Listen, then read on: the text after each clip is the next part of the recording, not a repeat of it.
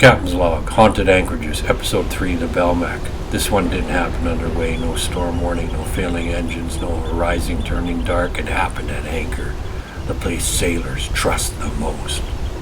The Belmac was a family sailor, worked hard, known well, and relied upon. She lay at anchor in quiet water near an old village site. No houses, no smoke, no voices, or so they thought. The Galley. It started with the cook. She was alone washing dishes. Routine sounds filled the space. Water running, ceramic shifting, metal touching metal. Then she looked up. A man stood outside the galley window, not moving, not knocking, just watching. Close enough to see clearly. Close enough that he should not have been there at all. She screamed. By the time anyone reached her, the window was empty. No one on deck. No sound in the water. Anchored boats don't get visitors. The bunk. Later, my cousin Ted was in his bunk, awake, resting but not asleep. He heard a child. A little girl came down the ladder, bare feet on steel, moving back and forth as if she were playing, giggling, laughing.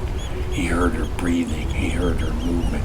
Then she tugged his blankets, hard enough to wake any doubt. Ted stayed still, because sailors learn early, if something is aboard that shouldn't be, you don't invite it closer. The sound stopped. The giggling stopped. No child was found. No footsteps. No explanation.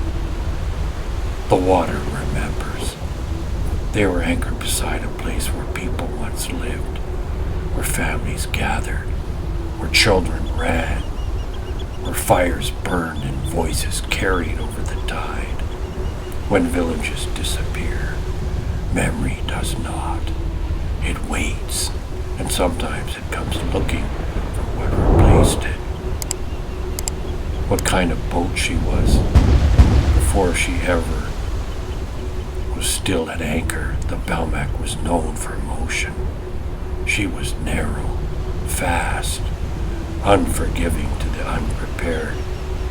I was told she may have begun life as a government patrol vessel, built to move quickly, not to sit heavy like a true sailor. That design never left her. My crossing aboard her. I once rowed her from Bella Bella down to Steveston. Out in open water, the weather turned honest. I sat in the galley watching the sea when she met her first real wave. She rolled so far, her gunwale buried into the ocean. I was certain she would keep going. Then she came back and rolled just as far the other way. I grabbed hold, completely convinced we were finished. This wasn't drama, this was acceptance. Then I saw Ted, sitting across from me, relaxed, smiling. He chuckled, watching me brace for the end. That's when I understood this wasn't danger, this was normal. The Belmac rolled like that all the time, and she always came back. Trust. I found my sea legs, and strangely, I never once got seasick aboard her. The boat tested balance, nerves, and faith. She passed every time. So when men who trusted her at sea spoke about what happened at anchor, they were not speaking lightly. They knew that vessel, which is why when something came aboard that didn't belong to the living, they paid attention. Final entry, the end of the Belmac. The Belmac did not end in a storm. She did not fail in open water. Her end came quietly.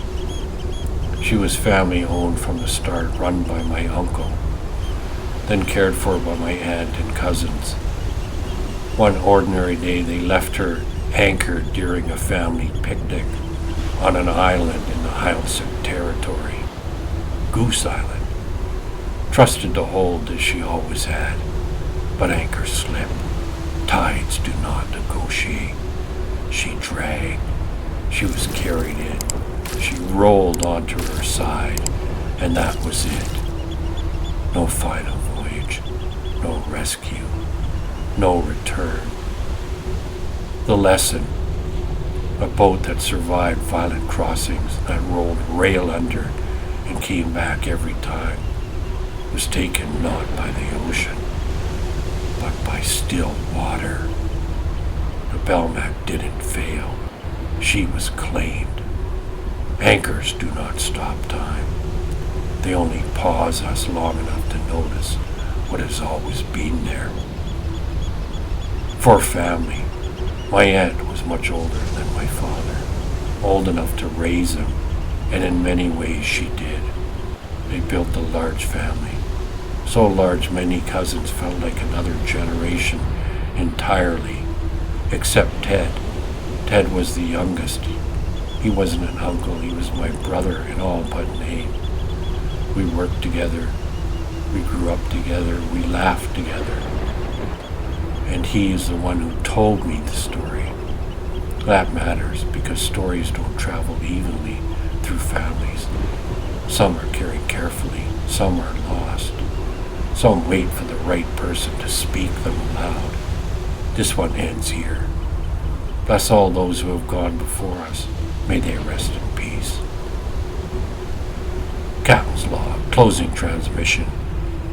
If this story reached you across the tide, then the log is still doing its work.